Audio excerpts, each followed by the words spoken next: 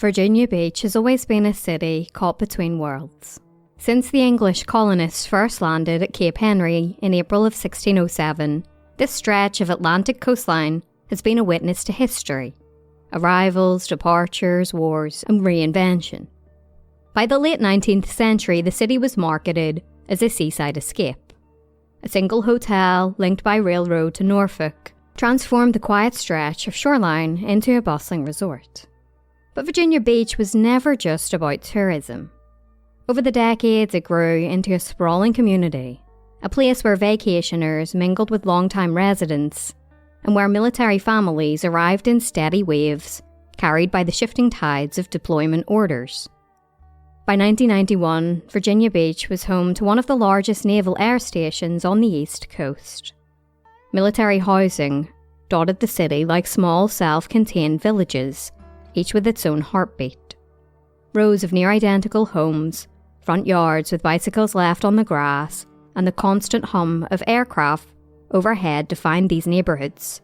They were places where children formed fast friendships and parents leaned on each other when deployments pulled one spouse far from home. One such community was Wandsworth Homes, perched near the quaint waters of Bird Neck Lake.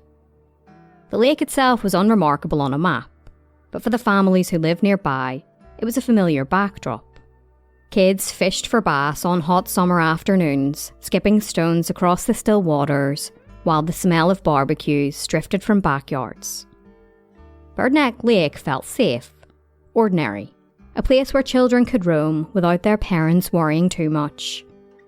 But safety is sometimes only an illusion. On a humid March evening in 1991, that illusion shattered. Two young boys from Wandsworth Homes didn't make it home for dinner.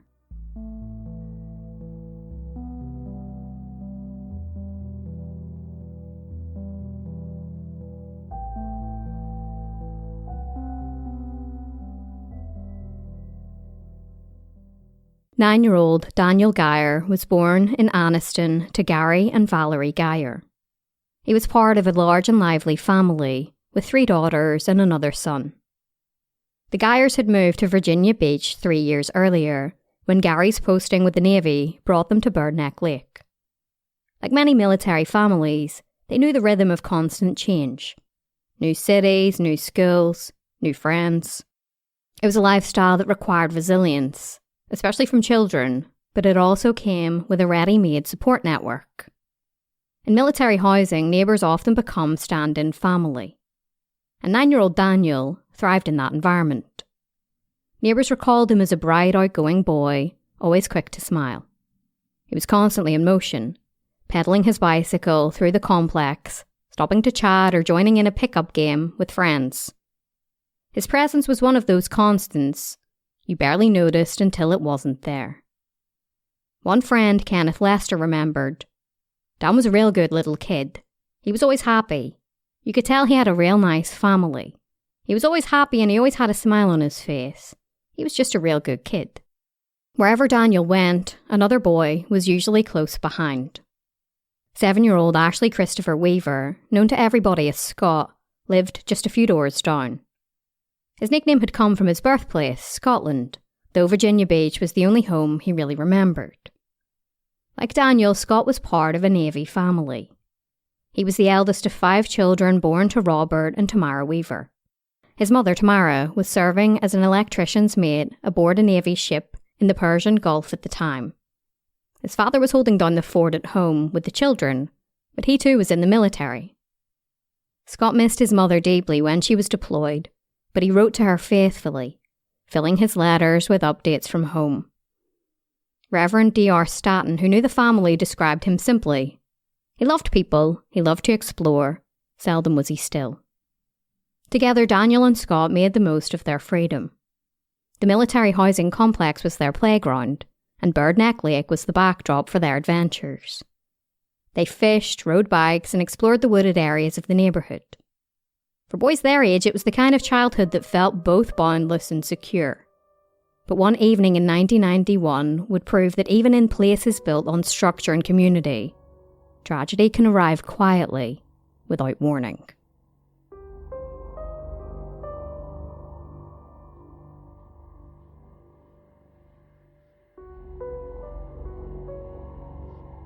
It was the 4th of March 1991. For 9-year-old Daniel Geier and 7-year-old Scot Weaver, the day began like any other Monday. They spent the morning at school and once released did what they loved most, racing through the neighbourhood on their bicycles, side by side. By late afternoon, around 4:30 p.m, the boys were seen pedalling up and down the familiar streets of Wandsworth homes. Their parents gave them the same rule every evening: be home when the sun goes down. But as daylight began to fade and the sky shifted from pale orange to grey, Daniel and Scot still hadn't returned home. At first, Daniel's mother, Valerie, wasn't alarmed. Children in Birdneck Lake often lingered a little too long at play. But once darkness settled in and there was still no sign of her son, unease crept in. Valerie stepped outside, calling her son's name into the dim streets. Somewhere nearby, another voice echoed into the night. It was Scot's grandmother, searching for him as well. Valerie hurried over, explaining that Daniel hadn't come home either. The grandmother's response was heavy with worry. I hope to God they didn't go where they went last week, over to the lake. Birdneck Lake wasn't far. The children had been warned not to play there. It was too deep, too unpredictable, a place of hidden dangers. But warnings don't always stick in young, adventurous minds. Valerie and her husband, Gary, grabbed their flashlights and headed over to the lake. They swept their beams across the water's edge, calling out the boys' names. The beams caught on nothing but trees and murky water. The silence that followed was crushing. By 7:30 p.m, with the boys still missing, police were called. The search began almost immediately, and word spread through Virginia Beach with urgency. Neighbours poured from their homes, and soon more than 60 people, including police officers, firefighters, Navy personnel and volunteers, were combing through the neighbourhood. They searched house to house, street to street, and pressed further outward, towards the dark woods and the waters of Birdneck Lake.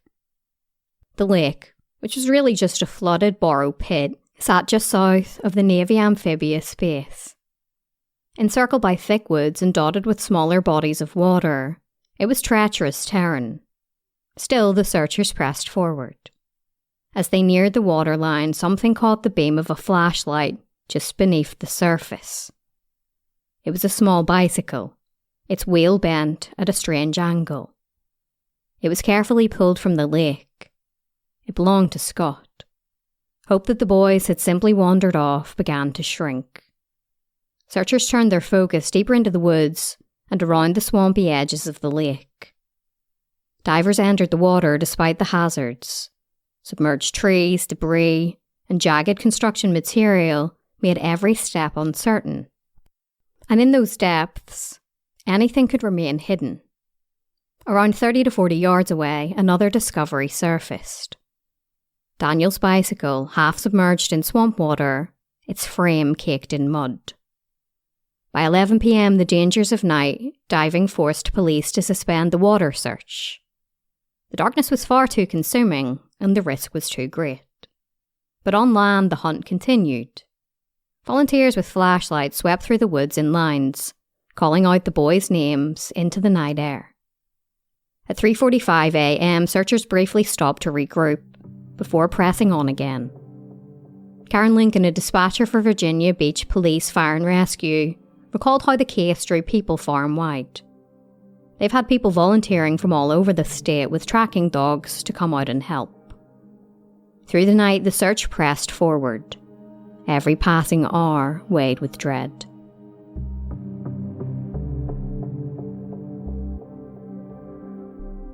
The next morning, the search resumed. By now, the effort had swelled to nearly 200 people.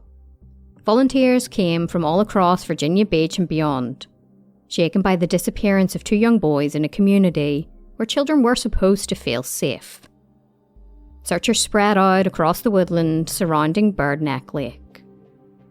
About 100 yards east of General Booth Boulevard, a group moved slowly through thick undergrowth.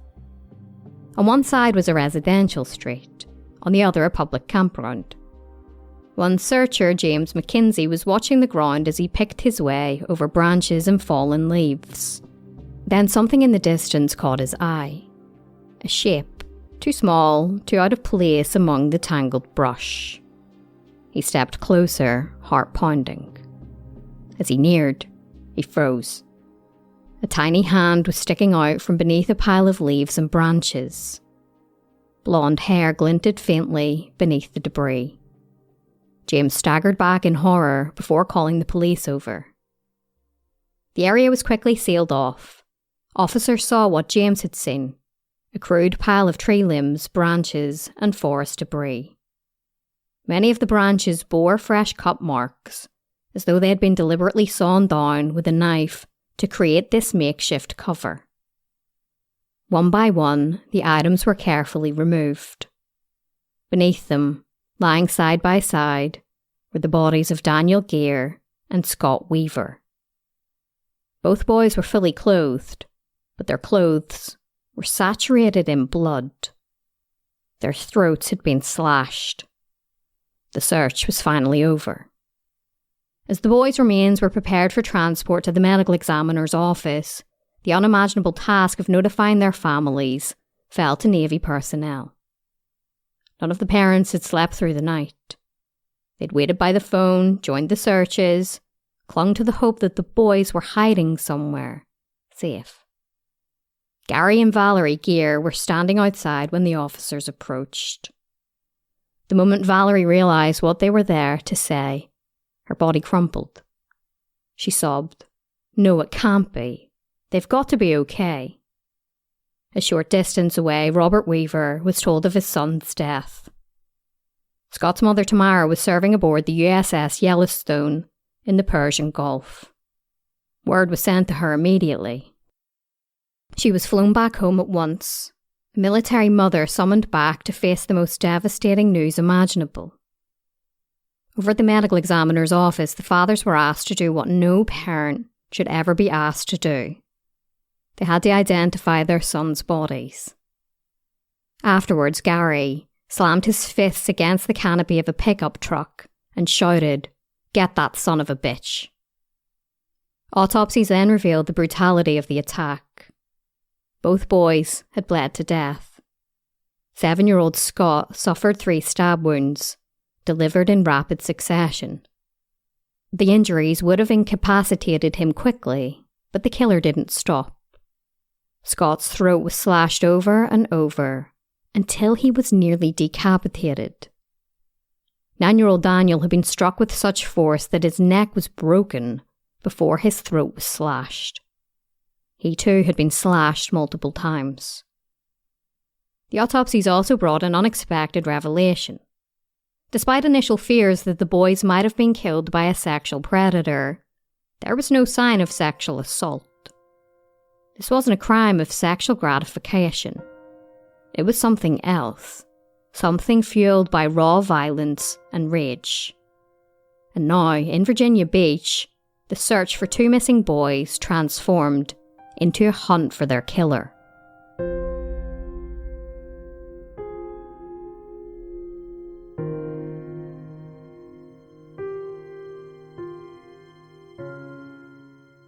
The woodland where Daniel and Scot had been found was sealed off. Crime scene tape fluttering in the wind as detectives and forensics teams combed the ground inch by inch. News of the murders spread like wildfire through Virginia Beach. Parents who had tucked their children into bed the night before now faced an unbearable truth. A child killer was in their midst.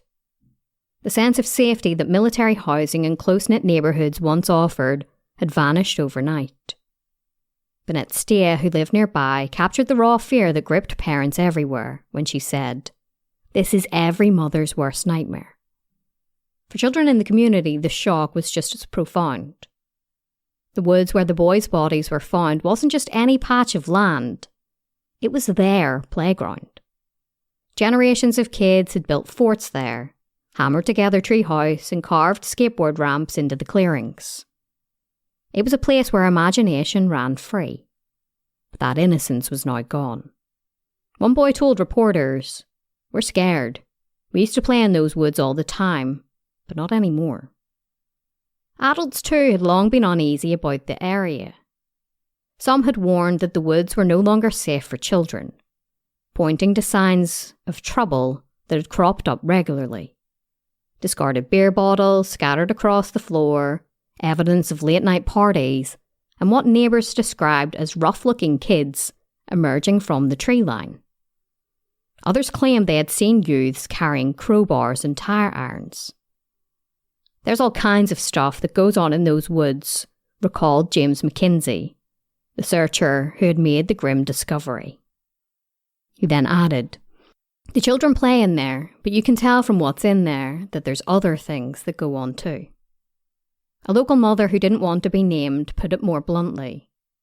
"There's beer cans and wine bottles all over that woods.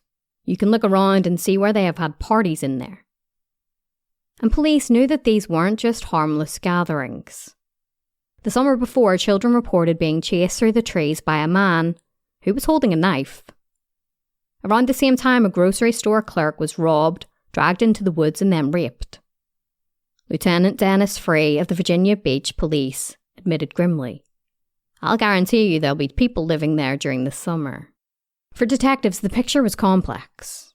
The woods were a place of play, but also of menace, a shadowy space where predators could hide in plain sight. Detectives were cautious in their early statements. They couldn't yet say whether Daniel and Scot had been killed by somebody they knew or by a stranger. But they were certain of one thing: the boys had been murdered where their bodies were found. Moving two children such a distance through thick brush would have been nearly impossible without leaving clear signs behind. A special tip line was set up, and within days hundreds of calls flooded in. But each lead ended in frustration. Nothing yet pointed clearly to the killer. Detectives began retracing the boys' final steps, piecing together a timeline. Rose Campbell, who worked at the 7-Eleven near Wandsworth Homes, recalled seeing Daniel around 5:30 that evening. He'd come in to buy candy and play video games. But he wasn't with Scot. He was with another boy, she said, but she was certain it wasn't his best friend. Another neighbour, Bennett, said she too had spotted the boys around the same time, between 5 p.m. and 5:30 p.m. She saw them near the edge of the woods, but they weren't alone. With them was a teenage boy.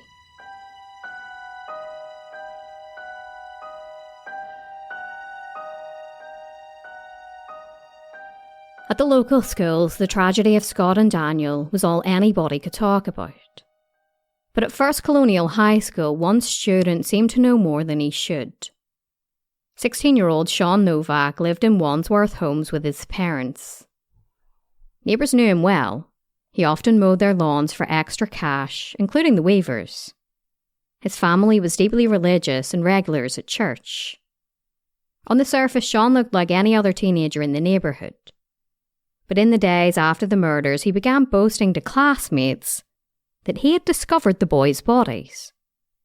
That claim was false. James McKinsey had found them, but Novak insisted he was the one. He said he had seen their throats slashed, even touched their bloodied bodies. These were details that hadn't been released to the public. For those who knew him, this wasn't entirely out of character. Shawn Novak had always seemed strange, prone to shocking others with bizarre behaviour. One classmate explained, "Sometimes it was like he was trying to stick out, like he wanted to do anything that looked weird." And weird he was. Shawn had a habit of flaunting macabre trophies.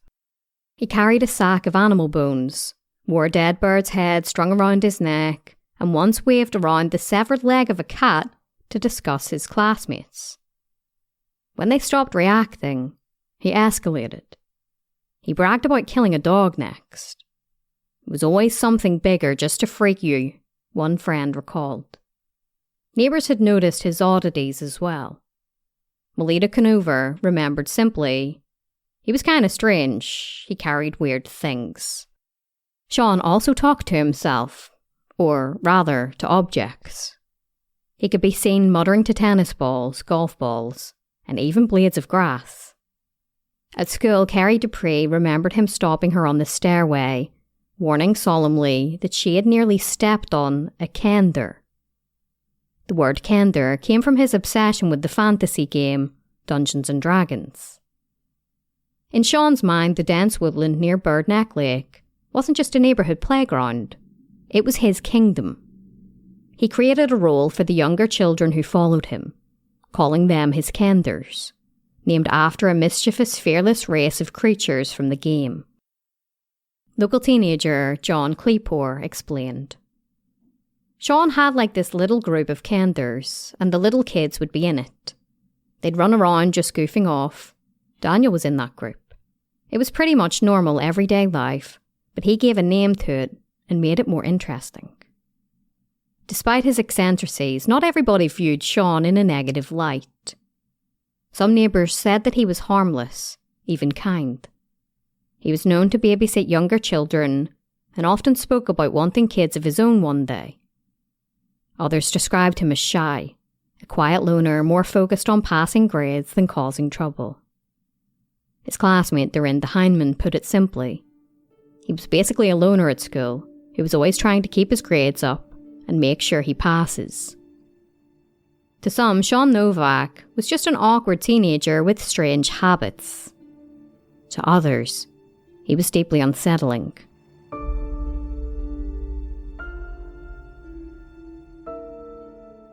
Shawn Novak didn't just make up stories for his classmates.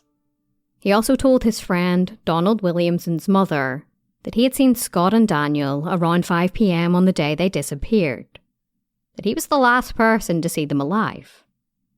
Alarmed, she immediately called police. That afternoon, a detective phoned Novak's mother, Jenny, at work. He explained that he was canvassing the neighbourhood for clues and asked if he could speak with her son.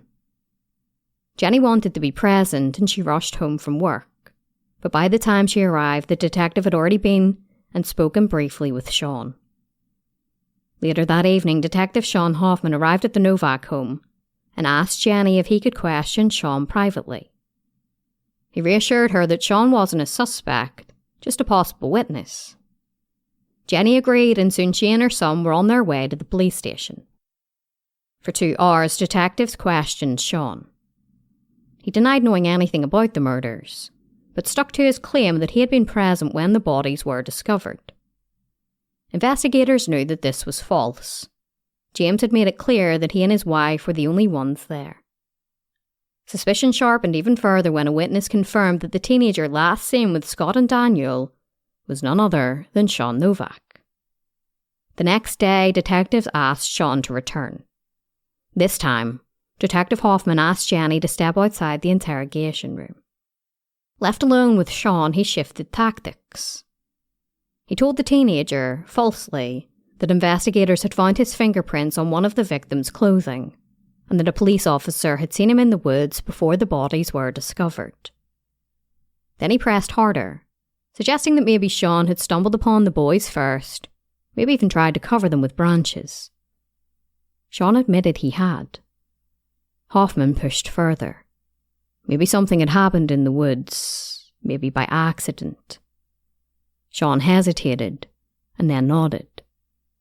"Did you kill them?" Hoffman asked. Shawn nodded again. "Yes."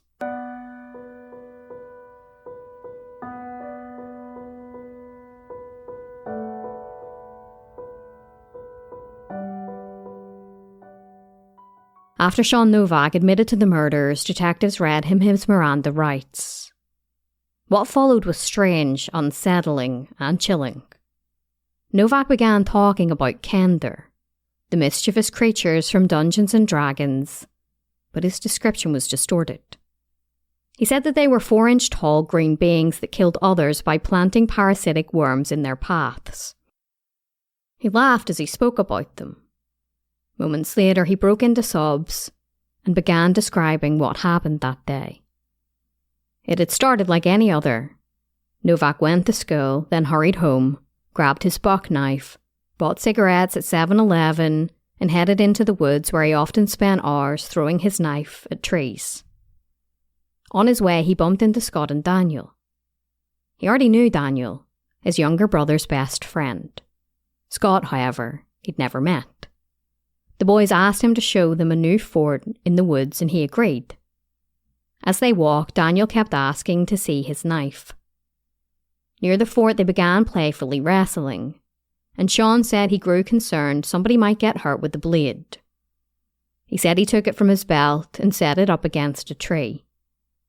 Moments later, Daniel picked it up. "I freaked out," Shawn told detectives. He didn't elaborate on what triggered his panic or exactly how the events unfolded.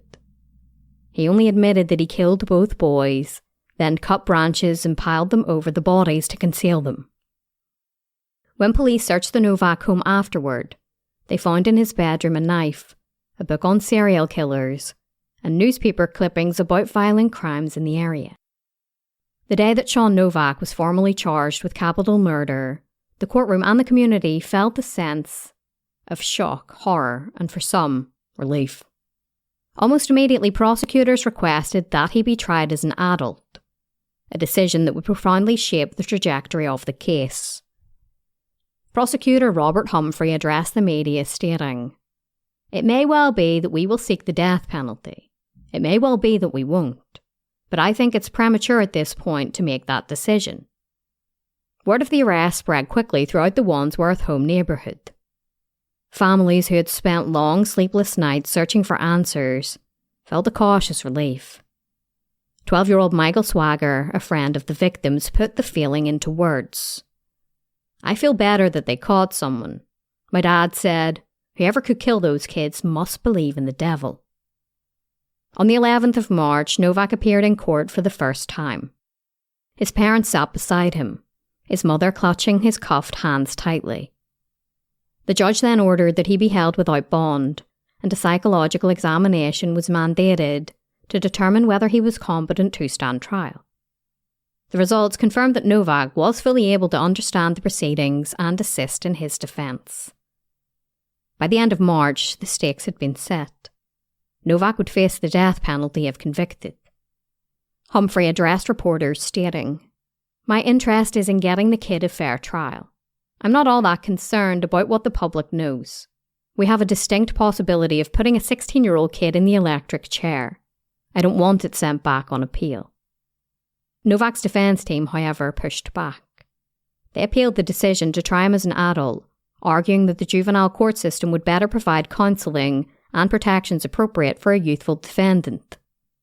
That appeal was denied, and Judge Jerome Friedman ruled that the case would remain in adult court. With that ruling, Novak's attorneys requested another psychiatric examination, signalling their plan to mount an insanity defence. The prosecution, who were anticipating this strategy, also arranged for psychiatric evaluation. Humphreys explained the rationale plainly and said, "Since that's the case, we're now entitled to have him evaluated by our psychologists and psychiatrists." Nearly a year after the murders, on the 5th of March 1992, the trial of Shawn Novak began. He was escorted into the courtroom and seated beside his defence team, his expression unreadable. During opening statements, Novak's attorney, Richard Bridges, laid out the defence's strategy. It was unusual, unsettling, and immediately drew attention. He said, "Some person with whom he was possessed, whom he didn't know, erupted and caused him to commit this violent act. Shawn Novak didn't kill those boys. Somebody, something inside of him did." Before the trial, Shawn Novak had undergone a 5-day evaluation by Dr. C.R. Showalter, hired by the defence. Showalter had diagnosed him with a form of schizophrenia. According to the doctor, Novak had experienced a dissociative episode during the murders. He felt as if it was him watching himself from above, detached from his own body, as he carried out the murders. Defence Bridges argued that the schizophrenia had emerged approximately 6 months before the killings. He emphasised that moments before the murders, Novak had even set aside his knife during play with the boys to avoid an accidental injury. The prosecution countered with equal force. They had enlisted 2 other psychiatrists, both of whom found no evidence of mental illness. Prosecutor Humphrey stated, "Shawn Novak butchered Daniel Geier and Scot Weaver in the coldest cold blood." The trial focused less on the murders themselves and more on Novak's state of mind at the time. Bennett Steed, the mother of one of Novak's friends, was among the first to testify. She described how Shawn had spent nights at her house until June of 1990, when his behaviour became more concerning. She recalled an incident where he threw a tantrum after being denied permission to watch a movie about Charles Manson. When asked why he was so upset, he told her he idolised Manson. She also testified about seeing Novak with Scot and Daniel on the evening of the 4th of March 1991. She'd even offered them a ride home, which they declined. Daniel mentioned he needed to swing by the nearby woods to grab his bicycle. Perhaps the most damning evidence of all was Novak's own confession, which was played to the jury in its entirety. Even though the defence conceded that Novak had committed the murders, they continued to argue that his confession had been coerced. The defence opened their case with Dr. Robert Showalter to the stand. He testified he did not, as Shawn Novak, understand what he was doing. The driving force was the Kender character. He went on to explain that the Kender sometimes fused with Novak, taking control in moments of stress or obsession. According to the doctor, Novak's immersion in fantasy wasn't typical adolescence play. His writings, drawings, and the hours he spent alone in the woods revealed somebody deeply entrenched in a private world of imagination. He testified he was unusually preoccupied with fantasy, to the point of being mentally ill. This form of schizophrenia occurs in only about 3% of the population. Only a small fraction of those ever turn violent. He then described the events of March 4th, 1991, in the woodland. As Novak played with Daniel and Scot, Showalter claimed the Kender character emerged. In Novak's mind, the children were no longer real. They were a fantasy evil force, an obstacle to the character's imagined goals. Showalter's testimony painted a picture of a boy who had lost the boundary between reality and imagination, but the prosecution countered decisively. Dr. Donald Mangone, another psychiatrist, testified that Novak demonstrated no impairment in his grasp of reality. He said, Shawn Novak exhibited only the usual struggles of adolescence: insecurity, low self-esteem, a desire to feel appreciated. These are all normal. I saw no evidence that he believed he was a Kender. The doctor added that Novak expressed genuine remorse. He often cried himself to sleep in jail. He testified he didn't know why he killed the boys, but he was fully aware of what he was doing. Dr. Paul Mansham corroborated this view. While he acknowledged that Novak had reacted violently when one of the boys touched his knife, he described this as part of ordinary magical thinking, a human tendency to ascribe significance to objects or events, such as buying a lottery ticket. I never saw any clue that Shawn had ever thought he was a Kender, or that Kender was him, he said. The closing arguments brought the emotional weight of the case to its peak. Defence attorney Richard Bridges implored the jury to focus on the core question: was Shawn Novak legally insane at the time of the murders? He painted a picture of a boy overwhelmed by his inner world, a young man whose bizarre behaviour, such as talking to inanimate objects, obsessing over fantasy, was a cry for help. He said, "This young man was out of control, and there was no reason for him to be out of control. Look at the evidence. Look at the life of a boy crying silently in his bedroom, isolated and struggling, yet living in a reality he couldn't fully grasp." Prosecutor Robert Humphreys rose to rebut. His voice was sharp as he firmly said, "This is psychobabble. These weren't mistakes. These weren't accidents. The boys' bodies were carefully hidden. They were methodically killed. Someone who's not in control does not take the time to conceal what they've done. This was deliberate, calculated, and cruel." After deliberating for just 90 minutes, the jury reached a decision. Shawn Novak was found guilty of the murders of Scot Weaver and Daniel Geier. There was no visible reaction from him. No tears, no flinching, no apology. After he was escorted from the courtroom, his defence attorney said he had seen in the jurors' eyes during closing arguments but they had no sympathy for anybody but the victims and their families. He said, "It's sad. I think the case is full of victims."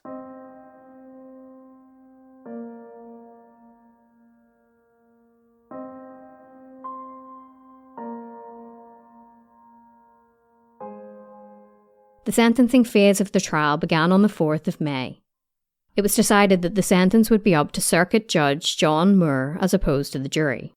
Novak's defence attorney said of his client, "He's extremely disoriented about all of this because it makes no sense to him. He's not sure how it happened or how it erupted, or even that it really did. He doesn't know completely that it did." The defence called on some of Novak's family to plead for leniency. His mother, Jenny, said, "I think someone needs to find out what's going on inside of Shawn." She started to cry as she said, "Shawn has tried to protect us. He puts a smile on his face and tries to say anything that will be encouraging and uplifting." The prosecution were seeking a death sentence. Prosecutor Humphreys compared Novak to Ted Bundy and Charles Manson. He called the murders absolutely vile, disgusting. Defence attorney Bridges argued that sentencing him to death would only compound what is a tragedy. He said, "I don't want this court to create more victims and more funerals." The defence attorney asked rhetorically whether the Geiers and Weavers would find solace in Novak's execution. In the public gallery, Daniel's father, Gary, nodded. Judge Moore referred to the murders as probably one of the most horrible crimes this city has ever seen.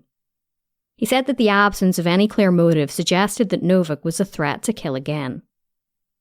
While the jury rejected the insanity defence, the judge stated, "I do believe he suffers from some severe psychiatric problems. This case was primarily the product of a very young, very immature, and very disturbed young man." The judge ultimately spared Novak a death sentence and sentenced him to life in prison. He would become eligible for parole in 25 years when he turned 42.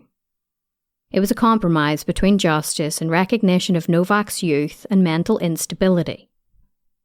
Yet decades later, the question that haunted the families and the community remains unanswered. Why? Shawn Novak never fully explained why he killed Scot and Daniel. His defence attorney reflected on the chilling silence that followed any attempts to broach the subject. He recalled, "Shawn never really communicated with us. He'd talk about TV shows, juggling, and what books he was reading in jail. But when we changed the subject to the case, he would just stop talking and shrug." The prosecution had their own theory. They believed that Novak was simply obsessed with murder and driven by a desperate need for attention. Daniel's father, Gary, captured the enduring pain of a father who would never really know the full story when he said, "I kept thinking he would say something. I wanted the guy to turn around to the families and say, 'I'm sorry,' or even go to hell. Anything. I've searched my mind from the back to the front, and I can't find a reason for this. I'll probably spend the rest of my life trying to figure it out."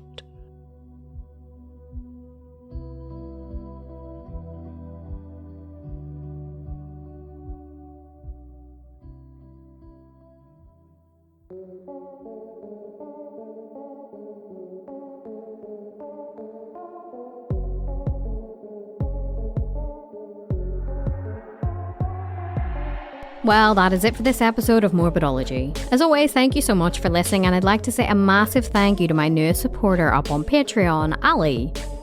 You can join Morbidology up on Patreon for as little as $1 a month, and there are no obligations. You're free to cancel your subscription at any point.